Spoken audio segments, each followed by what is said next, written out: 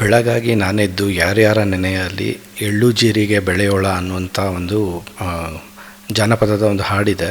So ಅದೇ ರೀತಿ Oracle ಕಂಪ್ನಿಯ ಒಂದು ಎಂಪ್ಲಾಯಿಗಳು ಬೆಳಗ್ಗೆನೇ ಎದ್ದು ದೇವರ ಒಂದು ಪ್ರಾರ್ಥನೆ ಅಥವಾ ಒಂದು ತಮ್ಮ ಒಂದು ಕೆಲಸ ಕಾರ್ಯಗಳನ್ನು ಮುಗಿಸ್ಕೊಂಡು ಕಂಪ್ನಿಗೆ ಹೋಗೋದಕ್ಕೆ ರೆಡಿ ಆಗ್ತಿರ್ತಾರೆ.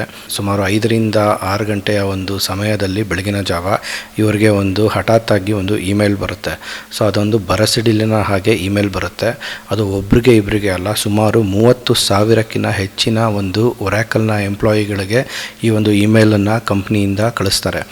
ಆ ಕಂಪ್ನಿಯಿಂದ ಇಮೇಲ್ ಬರ್ತಿದ್ದಂಗೆ ಏನಾಗುತ್ತೆ, ಇವರಲ್ಲಿ ಇದ್ದಂತಹ ಒಂದು ಲಾಗಿನ್ ಏನಾಗ್ತಾರೆ ಅವರ ಕಂಪ್ನಿಯ ಲ್ಯಾಪ್ಟಾಪ್ಗಳಿಗಾಗಿರ್ಬೋದು, ಬೇರೆ ಬೇರೆ ಒಂದು ಆ್ಯಕ್ಸೆಸ್ ಕಾರ್ಡ್ಗಳಾಗಿರ್ಬೋದು, ಪ್ರತಿಯೊಂದು ಕೂಡ ಅಟ್ ಎ ಟೈಮ್ ಎಲ್ಲರದು ಕೂಡ ಡಿಸೇಬಲನ್ನು ಮಾಡ್ತಾರೆ.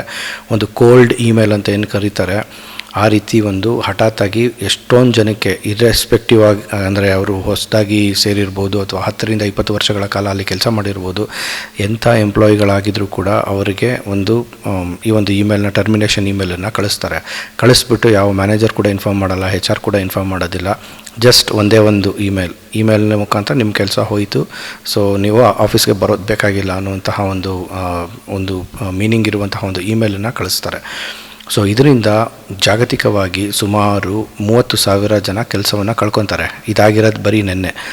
ಸೊ ಅದರಲ್ಲಿ ಕೂಡ ಭಾರತದ ಒಂದು ಎಂಪ್ಲಾಯಿಗಳು ತುಂಬಾ ಲಾರ್ಜ್ ಸ್ಕೇಲಲ್ಲಿ ಇಂಪ್ಯಾಕ್ಟ್ ಆಗಿದೆ ಅಂಥೇಳಿ ಈ ಒಂದು ರಿಪೋರ್ಟಲ್ಲಿ ನಮಗೆ ಇದನ್ನು ಕಲಿಯೋದಕ್ಕೆ ಸಿಗುತ್ತೆ.